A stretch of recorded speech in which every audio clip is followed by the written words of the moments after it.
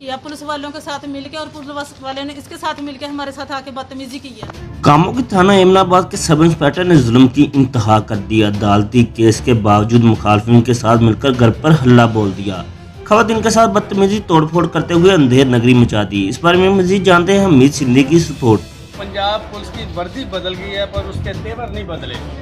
इनके साथ इतनी ज्यादती हुई है, इन्होंने पुलिस वालों के खिलाफ भी बातें की हैं, पुलिस वालों ने इनकी नहीं सुनी, हत्ता कि इनको डराया धमकाया और मारने की धमकियाँ दी। जो उनके पास भी असला था, जैसा कि ये बोल रहे हैं कि हमने पुलिस वालों को भी दरखास्तें दी हैं, नोटिस है हमारे पास, सब कुछ है, पर इन्होंने पुलिस वालों ने इनकी कोई मदद की। हाँ जी, बताएं आपके साथ क्या हुआ। हमारी ये दुकान थी ना, ये स्टे लिया हुआ था हमने, तो उसने ये स्टे के बावजूद भी फिर भी उन्होंने ऐसे किया पुलिस वालों के साथ मिलकर, और पुलिस वाले ने इसके साथ मिलकर हमारे साथ आके बदतमीजी की है और ज़बरदस्ती अंदर घुसे हैं, और अंदर घुस के हमारा सारा सामान को ऐसे करके गिराया है, दीवार तोड़ी है उन्होंने और ताले काटे हैं, ठीक है, तो धमकियाँ दी हैं मारने की उन्होंने, और बच्चियों के साथ बदतमीजी की है। कितने आदमी थे?